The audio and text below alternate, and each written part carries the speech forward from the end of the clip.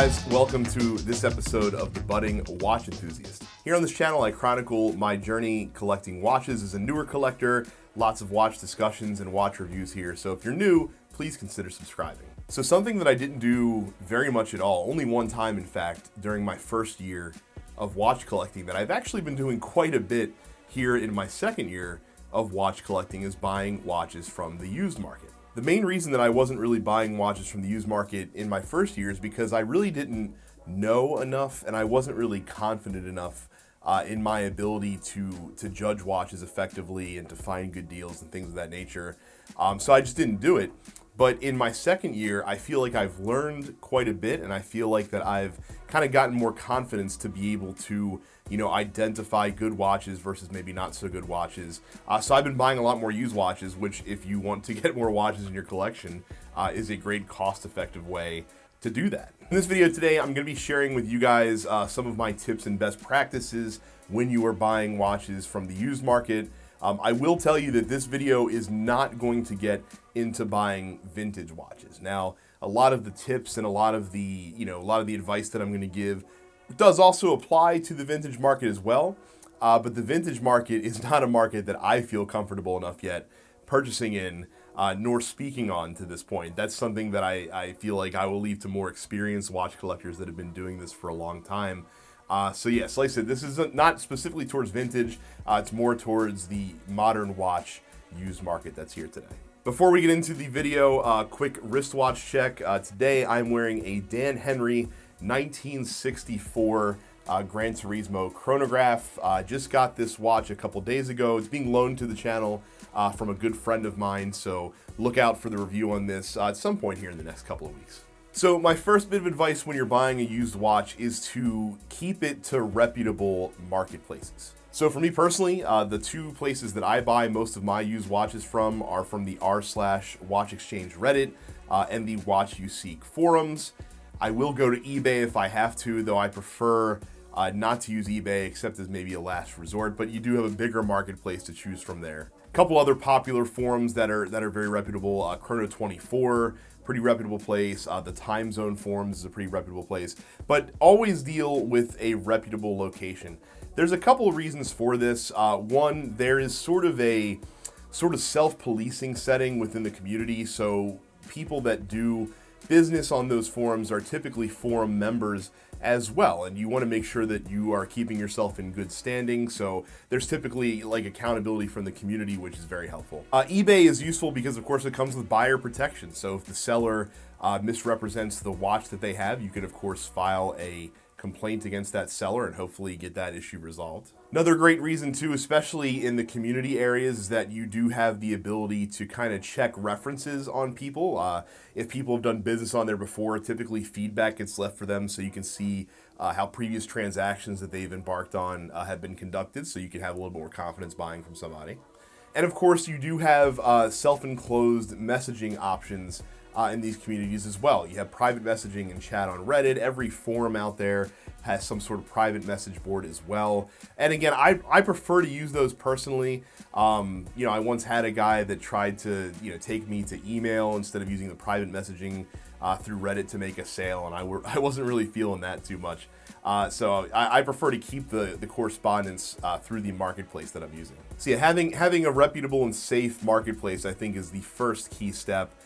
Don't wander into weird corners of the internet or anything like that to buy used watches from individuals. Kind of like 1A, kind of like the most important thing to remember besides doing a reputable marketplace is also remember that you are not just buying the watch, you're also buying the seller. That's kind of an old idiom in business where you say, hey, you're buying the seller, you're not just buying the product.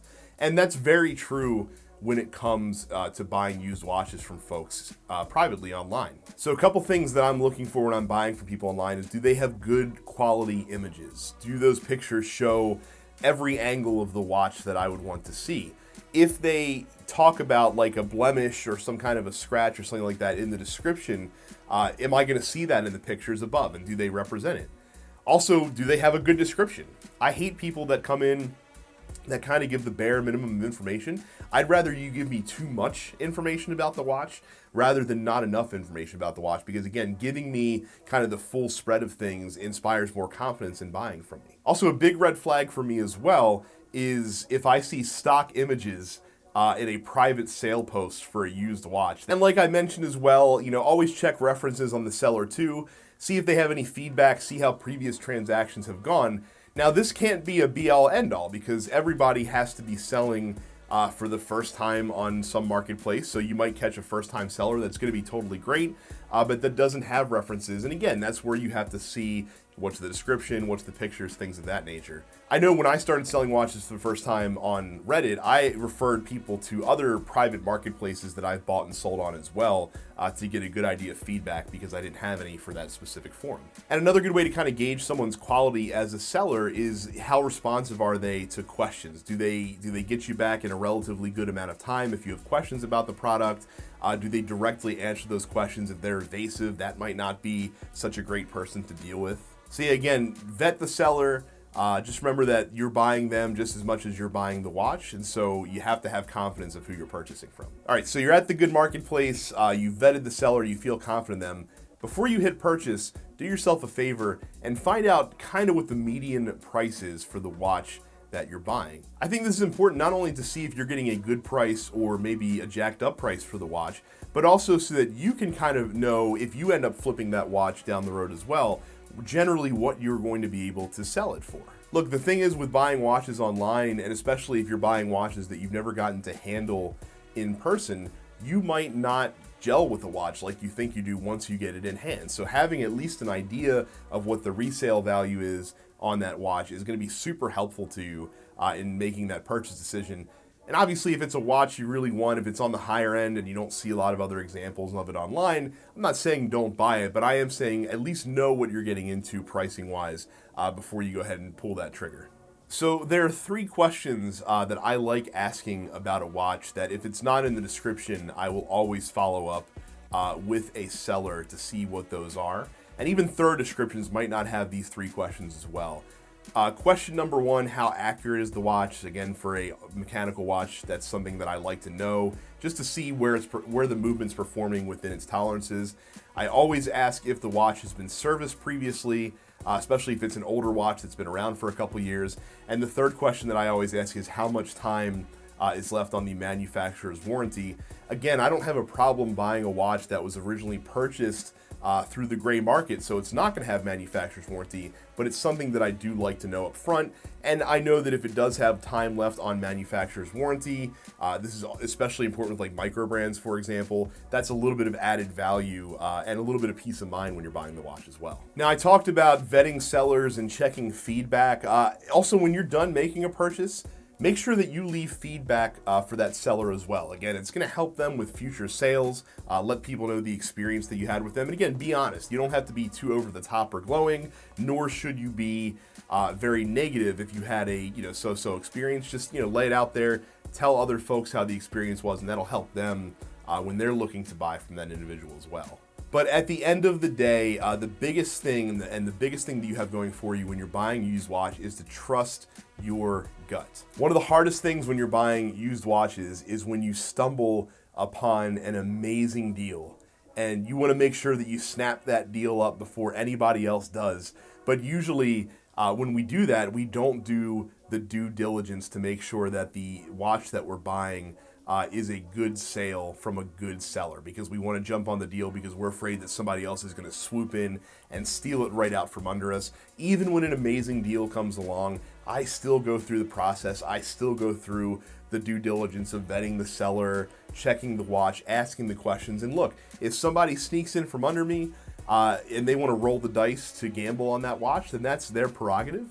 I'm not going to stop them from doing that, but I'm not going to let myself get caught jumping on a deal that's too good to be true and then left holding the bag at the end of the day if for some reason it turns out not to be so good. Even if you're a newer collector, it can be relatively easy to suss out the sales and the listings that are a little bit bogus. It gets much tougher when you get into the high-end luxury range. And fortunately, I haven't had to mess around in that range at all yet, because that's a whole nother bag of worms when you get into that, because then you really have to worry about fakes and things of that nature. And again, that's why I mentioned that this conversation is not tailored to the vintage market, because that's also a whole nother set of problems there. But again, trust your instincts, do the due diligence, and believe me, you'll be happier at the end that you decided to take the time and make sure that the deal was good before you jumped on it. So guys, that is it for this video as far as my tips go for buying watches from the used marketplace. I really hope that these tips do help you out and make it so that you have a little bit more confidence going into that arena. And I know some of this stuff can sound a little scary and worrisome, but I think it's always good to go in with a little bit of trepidation. And I will say that pretty much all of the experiences that I've had so far buying used watches from folks has been amazingly positive.